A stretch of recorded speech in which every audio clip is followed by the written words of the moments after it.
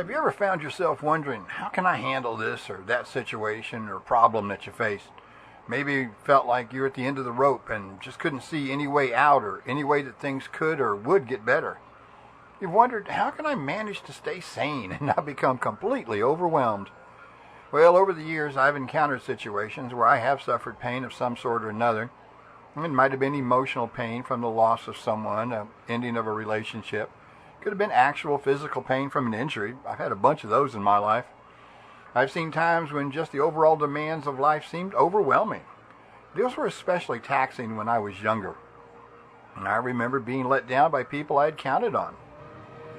In all those situations, it was difficult coping with whatever I was facing. Figuring out how to cope was and is an ongoing struggle. And today I'm going to talk about coping. How do we cope with life's pains? How do we cope with the demands of life? How do we cope when people let us down, and can we help others cope with their life situations? You know, the pain we suffer in life can take many forms.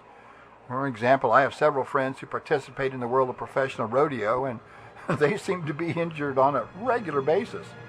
And I've often wondered what makes them keep on participating in the sport. Well, when I talk to them about it, of course, they continue because they love what they do, and they recognize that injuries are a price they're going to have to pay in order to compete. Now, most of the ones I know are strong Christians, and it is their belief in the healing power of Christ that helps them get through it. When a major injury occurs, it seems like within seconds, prayer requests are being sent out and answered. Those are pains that they expect to get, and since most of the competitors I know are young, well, they tend to rebound a lot quicker than us older folks. As I get older, I notice that more and more parts of my body seem to ache for no apparent reason. Seems like out of the blue something breaks and I begin to hurt. Now, this pain usually doesn't last long, and eventually it will go away. And it seems to take longer than usual, and if it does, well, I'm going to pop an Advil or a Tylenol and go about my business. There are those times, though, when the pain does not want to go away and it lingers. The longer it lingers, the more it distracts me and makes me feel anxious, sometimes even depressed. Now, in life, we often encounter more than just physical pain, and as I said, in my own case, I've been brought to my knees more often by emotional pain than I have by physical pain. The passing of a loved one, a broken relationship. These are the types of events that can cause immense pain and sorrow. As I said earlier, any physical pain, you can always take medication, but with emotional pain, there's not really any drug that can ease the suffering. There are those who try to use narcotics and alcohol to ease that emotional pain, but that really doesn't relieve it, it only masks it. If we want to truly relieve the pain we feel, then we have to deal with the root issues that are causing it. And in order to do that, well, we should really try turning it over to God. When overwhelmed, God is there with mercy and comfort. Paul tells us in 2 Corinthians chapter 1, starting in verse 3, "Praise be to the God and Father of our Lord Jesus Christ, the Father of compassion and the God of all comfort."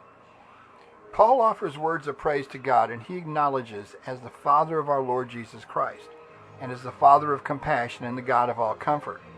But why is that important? Well, in order to help us relate to God, Paul emphasizes the one-to-one parental relationship of God to Jesus, Father and Son. And in that same manner, he reminds us that God is the Father of compassion, and that he alone is responsible for all comfort.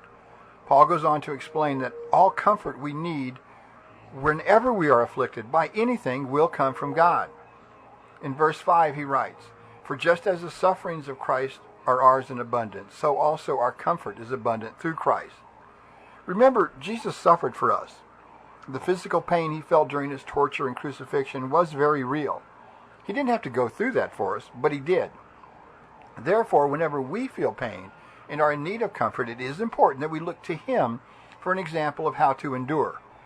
If he was willing to endure all that suffering for us, then the amount of comfort he has available for us is just as unlimited. We need to truly believe that he knows what we're going through, and if we ask him for help, if we ask him to comfort us, he will. His ability to comfort us is unlimited.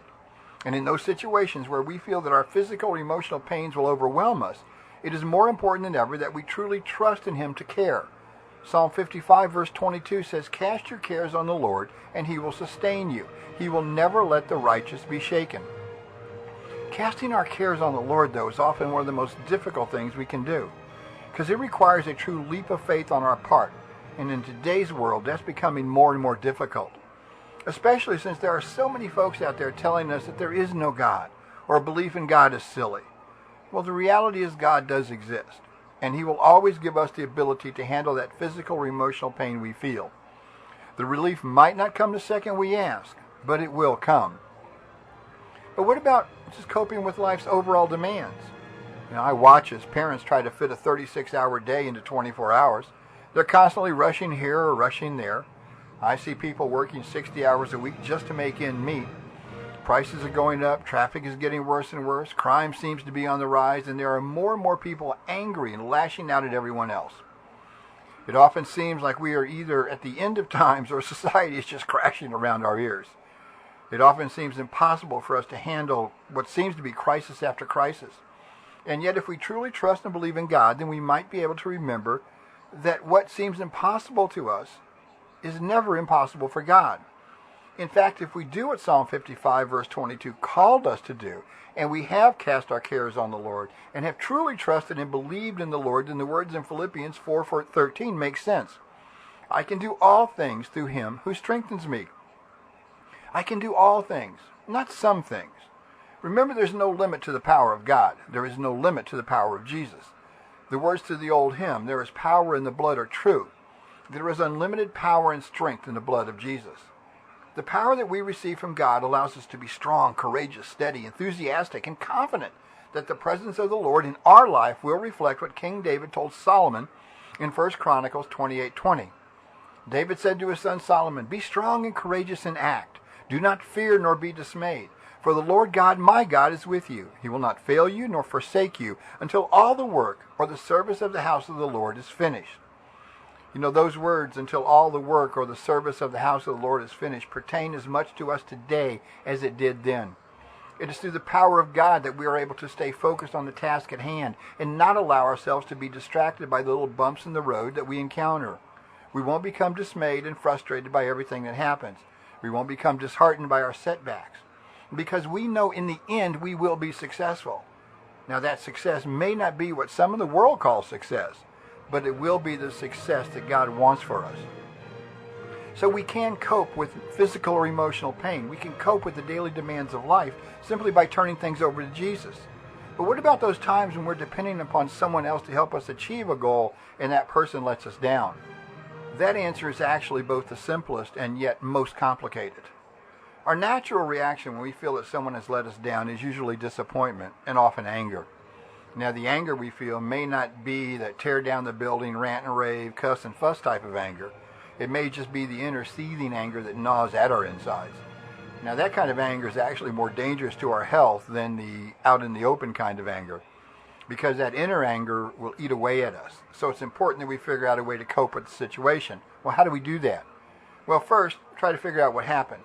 Did that person deliberately decide not to come through, or did something happen that caused them to not be able to fulfill their promise? There are occasions when life just kind of gets in the way, and the other person, can't be there for us.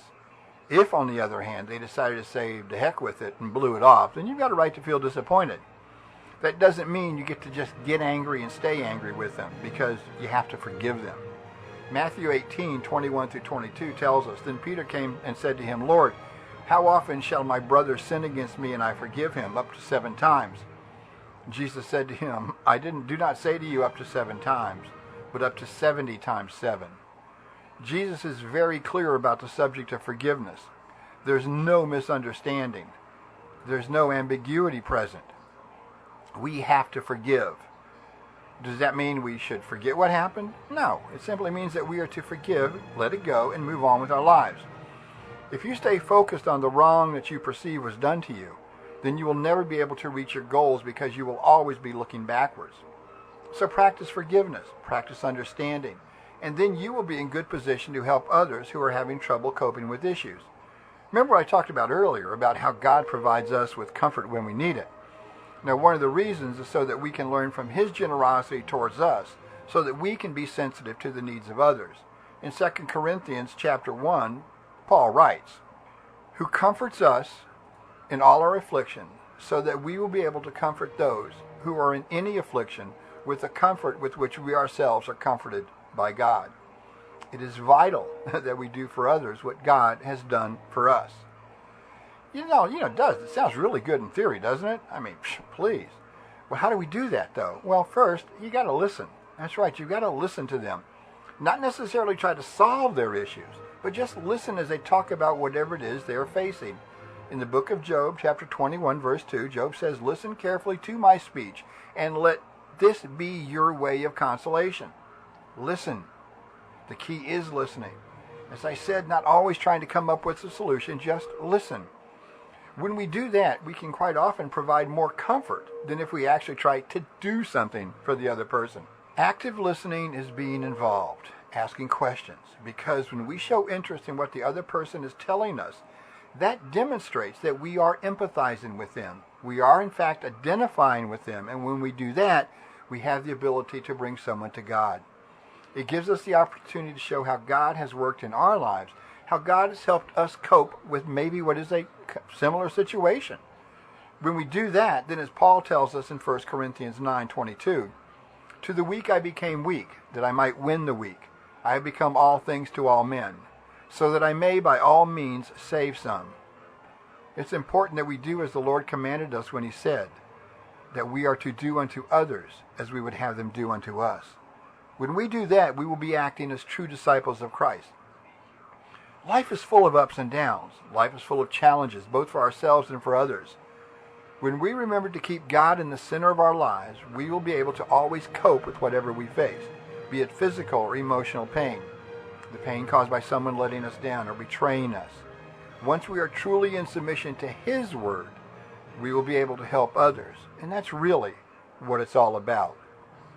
Trust in Jesus, follow his word, and not the words of the world. I am the Reverend Hank Wilson with the Central Texas Gospel Ministry. Always remember, with God, all things are possible. God bless y'all.